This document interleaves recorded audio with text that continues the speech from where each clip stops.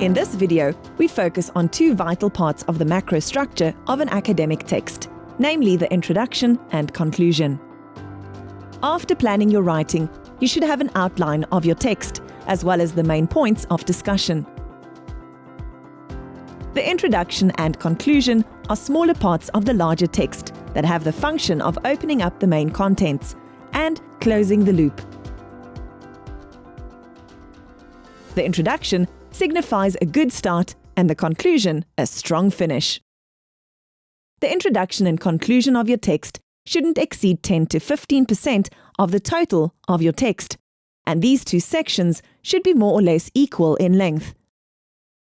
Put simply, the objective of the introduction is to explain why the text is written and how it will be structured, while the conclusion should clearly state the significance of the findings. The introduction is the first point of your discussion. You should prove that you understand the topic by presenting academic facts. The most effective way to do this is to provide a short contextualization or background, which leads to an identification of the problem statement, which in turn leads to a preview of the main points of discussion. We therefore follow a typical funnel approach, work from the broad to the specific.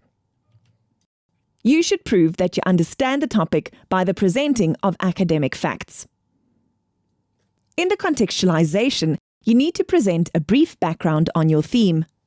This provides the reader with proof that you understand the context and that you are able to identify a specific problem that needs to be addressed.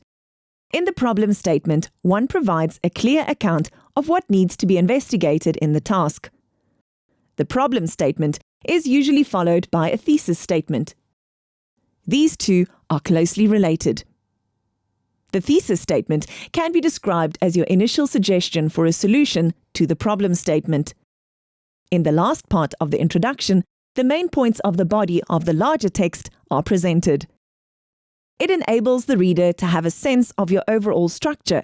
In other words, it shows what you will discuss in order to prove your thesis statement, as well as the order in which you will present your argument.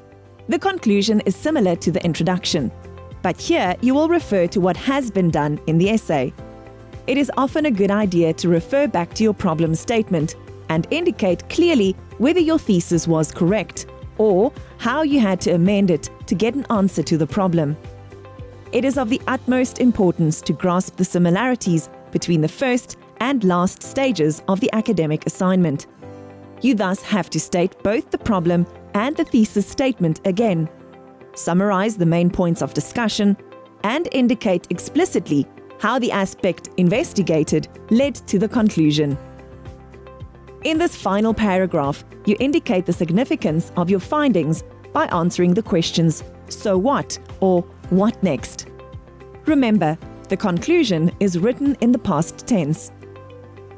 In summary, the introduction is a logical, factual overview of what will be discussed in the assignment, why you will be discussing it, and what you want to prove.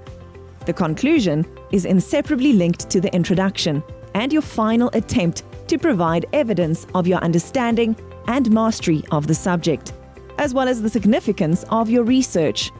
The reader's first and last impression of your writing is indeed vital.